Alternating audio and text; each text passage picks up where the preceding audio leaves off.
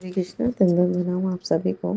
तो आज हम भगवत गीता के 3.38 श्लोक पर चर्चा करेंगे।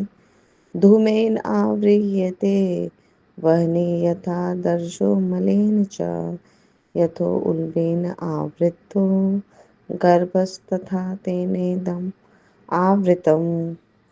अनुवाद तथा तात्पर्य श्री प्रभुपाद जी के द्वारा श्री प्रभुपाद की जय। जिस प्रकार अग्नि धुएं से, दर्पण धूल से तथा अथवा भ्रूण गर्भाशय से आवृत रहता है, उसी प्रकार जीवात्मा इस काम की विभिन्न मात्राओं से आवृत रहता है। तो यहाँ पर भगवान समझा रहे हैं अलग अलग प्रकार के उदाहरण से, जैसे अग्नि के ऊपर धुआं रहता है या दर्पण के ऊपर धूल जम जाती है और अ, भ्रूण गर्भाशय के अंदर ढका रहता है।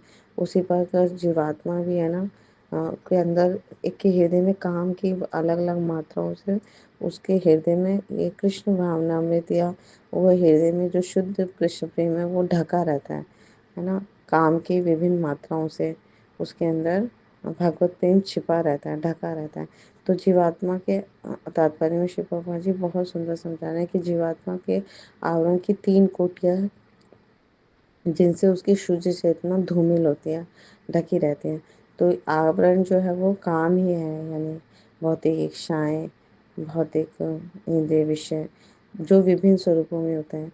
उसके उदाहरण है अग्नि में धुआं, दर्पण पर धूल और भ्रूण पर गर्भाशय। तो जब काम की उपमा धुएं से दी जाती है तो समझना चाहिए कि जीवित स्फुलिंग जो होता है ना वो अग्नि, जीवित स्फुलिंग की जो अग्नि है कुछ कुछ अनुभव गम्य अनुभव हो सकते हैं। यानी कि जीवात्मा जब अपने कृष्ण भावनामृत को कुछ कुछ प्रकट करता है तो उसकी उपमा धुएं से आवृत अग्नि से दी जा सकती है। जहाँ कहीं धुआं होता है वहाँ अग्नि होती है, उसका अनिवार्य है अग्नि का होना। तो प्रारंभिक अवस्था में ये अग्नि हमें दिखाई नहीं देती, अभिव्यक्त नहीं होती, लेकिन ये जो अवस्था कृष्ण भावनामृत की शुभारंभ, जैसे जब शुरू हम करते हैं भक्ति, तो ये अग्नि से जैसे धुआं निकलता है, अग्नि छिपी होती है, उसी प्रकार होता है। तो दर्पण पर धूल का उदाहरण जो है वह मन रूपी दर्पण पर अनेक आध्यात्मिक विधियों से स्वच्छ करने की प्रक्रिया के समान है। जैसे एक धूल जमी होती है दर्पण पर, तो जब हम अधिकाधिक उसको साफ करते हैं तो वो दर्पण स्वच्छ हो जाता है। तो इसी तरह जो सबसे सर्वश्रेष्ठ विधि है हृदय के मन रूपी, मतलब मन रूपी दर्पण पर जब धूल चढ़ जाती है तो उसको साफ करने की सबसे सर्वश्रेष्ठ विधि हमारे साधु गुरु शास्त्र बताते हैं भगवान के पवित्र नाम का संकीर्तन।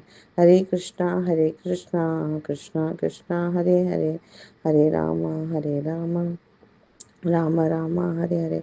तो इससे हमारे हृदय रूपी मन, हृदय में जितने कई जन्मों की अनादि जन्मों से जो धूल जमी हो ना, उसकी सारी परत धीरे धीरे साफ हो जाती है और फिर हमारे हृदय का जब स्वच्छ हो जाता है पूर्ण रूप से, तो हमारी शुद्ध भक्ति जागृत होती है, भगवान की भक्ति जागृत होती है, कृष्ण प्रेम जागृत हो जाता है। तो यही सुंदर सर्वश्रेष्ठ विधि का हम पालन करते हैं और भगवान के पवित्र नाम का संकीर्तन करके अपना हृदय पे सारी धूल को साफ कर देते हैं। और एक तीसरा उदाहरण, गर्भाशय द्वारा आवृत भ्रूण का दृष्टांत असहाय अवस्था से दिया जाता है, क्योंकि गर्भ स्थिति में जो शिशु होता है ना, गर्भ में जो शिशु होता है वह हिलने डुलने के लिए स्वतंत्र नहीं रहता। तो ये जीवन की अवस्था वृक्षों के समान है, क्योंकि वृक्ष भी जीवात्मा है, लेकिन उनको ऐसी योनि इसलिए मिली क्योंकि उनके अंदर काम की प्रबलता बहुत ज़्यादा थी, तो वे प्राय चेतना शून्य होते हैं, है ना। तो और धूमिल दर्पण पशु पक्षियों के समान उदाहरण दिया गया, और धूम्र से आवृत अग्नि मनुष्य के समान है। तो मनुष्य के रूप में जीवात्मा में थोड़ा बहुत कृष्ण भावनामृत का उदय होता है, यानी मनुष्य ही एक ऐसा जीव है ना, 84 लाख योनियों में, जिनमें कृष्ण भावनामृत का उदय हो जाता है ना। अगर वो और प्रगति करे तो आध्यात्मिक जीवन की अग्नि, है ना, मनुष्य जीवन में प्रज्वलित हो जाती है, उसके हृदय में सुप्त कृष्ण प्रेम बहुत सरलता से जाग जाता है ना। तो यदि अग्नि के धुएं को ठीक से नियंत्रित करें तो अग्नि जल जाती है, हमने देखा है ना ये उदाहरण। तो मनुष्य जीवन जो है ना वो भी इसी तरह की ऐसा सुअवसर है जिसमें वो संसार के बंधन से छूट सकता है ना। अधिकाधिक जब हम भगवान के पवित्र नामों का, भगवान के रूप, लीला, गुण, धाम का श्रवण करते हैं, कीर्तन करते हैं, स्मरण करते हैं, है ना, तो हम इस संसार के बंधन से इस मनुष्य जीवन में हम छूट जाएंगे। तो मनुष्य जीवन में काम रूपी शक्तियों को योग्य निर्देशन में कृष्ण भावनामृत के अनुशीलन द्वारा जीता जा सकता है। हम जीत जाएंगे, तो इसी जीवन को हम धन्य बना लेते हैं। तो ये मनुष्य जीवन में एक सुनहरा अवसर है, तभी हम अपने कृष्ण प्रेम को जागृत कर सकते हैं। क्योंकि जीव जो है विशुद्ध आत्मा है और अपनी विश्व चेतना की अवस्था में उसमें श्री कृष्ण को सुख पहुँचाने की कामनाएं होती हैं। विशुद्ध जब उसका हृदय शुद्ध हो जाता है तो वो भगवान की प्रसन्नता के लिए कार्य करता है। हर कार्य भगवान कृष्ण की को सुख पहुंचाने के लिए होता है। लेकिन जब प्रकृति के गुणों के प्रभाव में उसकी चेतना में काम का आवरण होता है, तो उसकी काम से आवृत चेतना को समझाने के लिए भगवान श्री कृष्ण ने 3 बड़े-बड़े उदाहरण दिए इस वाले श्लोक में, तो हमें समझना चाहिए। पहला है अग्नि धुएं से आवृत हो जाती है, दर्पण धूल से, है ना, आवृत हो जाती है, और भ्रूण गर्भाशय से। तो जब अग्नि अधिक धुएं से आवृत होती है तो उसकी ऊष्मा और ताप कम प्रभावी हो जाते हैं। हम देखते हैं ना, जब धुआं आ जाता है अग्नि के ऊपर तो ना हमें ऊष्मा दिखाई देती है ना ताप, कम हो जाता है। तो यह स्थिति सात्विक चेतना वाले मनुष्य की होती है। सत्वगुण के प्रभाव में धुआं रूपी आत्म सुख की कामनाएं उसकी विशुद्ध चेतना रूपी अग्नि को आवृत कर लेती हैं। बिना किसी को हानि पहुंचाए धर्म, कर्म एवं वैदिक आदेशों के अनुसार अनुष्ठान करते हुए स्वर्ग प्राप्ति, देवी देवताओं को प्रसन्न करने की कामना इस स्थिति के अंतर्गत आते हैं। जब अग्नि धुएं से आवृत हुई तो ये इसमें हम सत्वगुण में हो जाते हैं।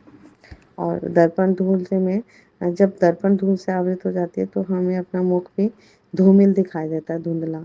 तो ये स्थिति जो है राजसी चेतना वाले मनुष्य की होती है। यानी कि लाभ कमाना, यश कमाना, सांसारिक सुख भोग करने की तीव्र इच्छा, यानी मनुष्य की उचित अनुचित का ज्ञान नष्ट कर देते हैं। तो अपने सुख के लिए दूसरों को कष्ट पहुंचाता है। तो ऐसी भोग युक्त जो चेतना होती है वो भगवान श्री कृष्ण सेवक को धूमिल दर्पण की तरह धूमिल कर देते हैं। भ्रूण गर्भाशय से, जैसे जब भ्रूण गर्भाशय द्वारा होते थे तो वो बिल्कुल अदृश्य अवस्था में रहता है, दिखाई भी नहीं देता हमें, है ना।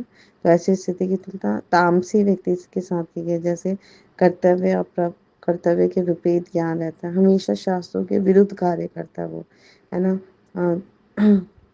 और तामसी व्यक्ति का ज्ञान जो होता है वो शास्त्रों के बिल्कुल विपरीत होता है। वे नशा करता है ना, उल्टे सीधे कार्य करता है। तो ऐसे व्यक्ति की विश्व चेतना की अवस्था गर्भाशय द्वारा आवृत भ्रूण की संपूर्णता आवृत्ति से किया गया है। तो हमें अपने इस आवरण को हटाने के लिए सबसे सर्वश्रेष्ठ विधि को अपनाना चाहिए, और वो अनेक सर्वश्रेष्ठ विधि जो है वो है भगवान के पवित्र नाम का संकीर्तन। इसी से हम अपने मनुष्य, और ये सिर्फ मनुष्य जीवन में ही कर सकते हैं। तो जितना अधिक हम इस भगवान के पवित्र नामों का जप करेंगे ना, ये आवरण चाहे तामसी रूप में हो, फिर राजसिक रूप में या सात्विक रूप में, तो हम इस मनुष्य जीवन में ही अधिकाधिक भगवान के पवित्र नामों का जप करके इस आवरण को हटा सकते हैं। साधु गुरु शास्त्र के अनुसार अपना जीवन चलाएं, है ना। प्रामाणिक गुरु, प्रामाणिक साधु और प्रामाणिक शास्त्रों के अंतर्गत हमारा जीवन हो, तो हम मनुष्य जीवन को इस आवरण से हटाने के लिए पूर्णतः उपयोग करके अपना परम लक्ष्य प्राप्त कर सकते हैं। Thank you so much. Guru Maharaj की जय, श्री प्रभुपाद की जय, आप सब भक्तों की जय।